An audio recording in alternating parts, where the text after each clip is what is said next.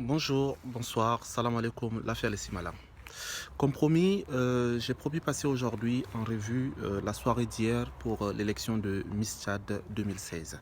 Je tiens d'abord à féliciter Nelem Sylviane qui a su gagner avec brio cette couronne de Miss Tchad. Félicitations Sylviane parce que tu vas représenter la beauté tchadienne durant une année. C'est pas une tâche facile, mais nous espérons que tu vas y arriver parce que bon, les blabla, voilà, on en passe. Et je voudrais aussi remercier et féliciter le comité d'organisation qui a su faire un travail avec brio en tenant compte de toutes les critiques que nous étions en train et ou que nous émettions depuis quelques années déjà. C'est pas parce que nous critiquons à chaque fois que ça veut dire que nous n'aimons pas ou bien que nous pourrions faire mieux à votre place. Nous critiquons parce que nous voudrions l'excellence. Et vous n'êtes pas arrivé à l'excellence, mais vous êtes arrivé à ce qui est digérable et buvable pour un pays comme le Tchad. Ça a très bien marché, c'est pas très bien, mais il y a quand même des choses à améliorer. Maintenant, par contre, je trouve que il y a trop de choses qui n'ont pas marché également, mais on l'accepte, on va faire avec. Vous avez fait un travail mieux et dans les années à venir, surtout continuez par tenir compte des critiques de tout le monde et nous allons faire le travail. Les choses qui ont marché dans l'ensemble, c'est bon. Le jury a fait un très bon travail parce que une Miss a été désignée avec ses dauphines et la Miss, franchement, même si les gens parlent, même si les gens disent quoi que ce soit, elle répond. La fille, elle a bien assuré parce que c'est pas celle que nous avons vue. Les gens ont toujours dit que c'est elle qui va gagner, mais une est sortie du lot et elle a gagné la Miss du Logon. Donc voilà, bref, félicitations Sylviane. Qu'est-ce qui n'a pas marché? Qu'est-ce qui n'a pas marché? D'abord, je m'attaque à mon petit Super John, parce que Super John, qui nous a rabâché les oreilles, ouais, 19h, 19h, rendez-vous à 19h, rendez-vous à 19h pour l'élection. Et tout le monde était scotché, comme Mouyelba Youssouf Daïrou qui n'est pas parti faire son abagardi. Dès 14h, il était déjà connecté pour suivre l'élection. Mais l'élection a commencé tardivement, c'est-à-dire 2h25 de retard. Et parce que il fallait faire passer le journal d'abord, mais c'est un événement qui se prépare sur une année. Le programme de la télé Tchad devrait être vu par rapport à ça. Et ça, franchement, c'est pas normal de faire attendre les gens pour une cérémonie de cette envergure pendant 2h25 parce que le premier discours a commencé à partir de 21h25 alors que c'était annoncé pour 19h. Bon, je ne sais pas ce qu'on appelle mise en place terminée, mais ça a pris beaucoup de temps.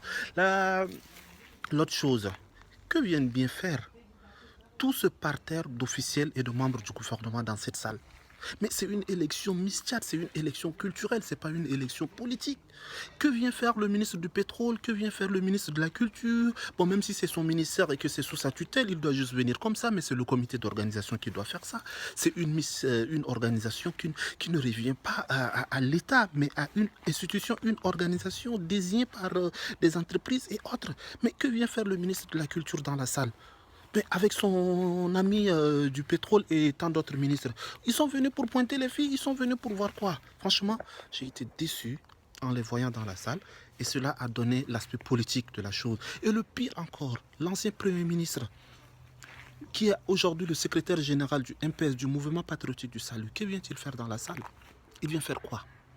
Il vient faire quoi? Il est venu au nom du MPS ou est-il venu en son nom propre? Mais si c'est en son nom propre, pourquoi on l'invite sur le podium pour mettre le brassard de la deuxième dauphine? Ça, l'événement a été politisé et c'est pas normal. Vous n'avez pas votre place dans la salle et c'est pas normal que vous fassiez ça. Autre chose, la présidente du jury, vous l'avez prise où celle-là? Qui a du mal à s'exprimer. Et vous voulez que les Miss s'expriment bien quand la présidente du jury même a du mal à s'exprimer? Pourquoi vous ne l'avez pas laissé parler en Sarah? Elle dit, je veux mettre un peu du suspense et raconter n'importe quoi. Elle n'est même pas capable de parler français normalement.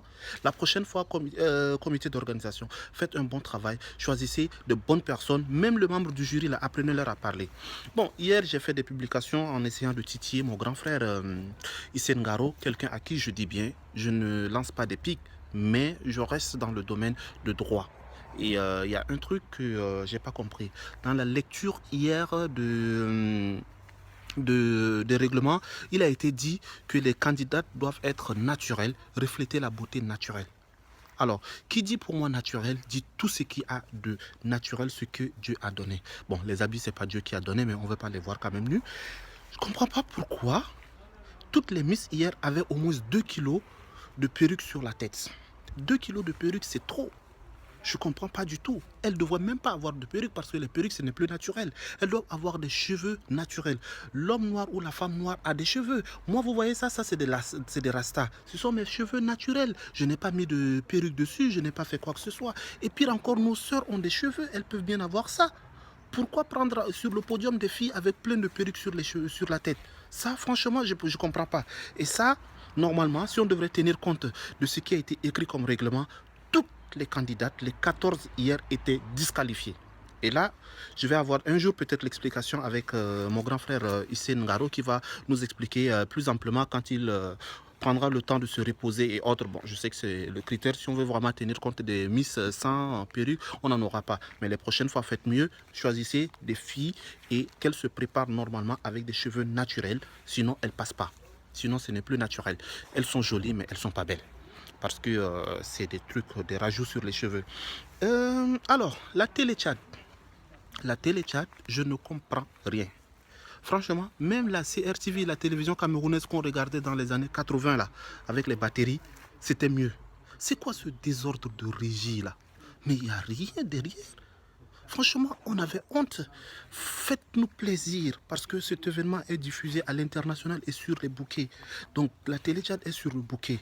Nous, on n'a pas envie de voir une télé avec des parasites comme ça. Le plan de scène était nul, tout était nul. Donc faites-nous le plaisir de prendre des spécialistes pour faire le travail normalement.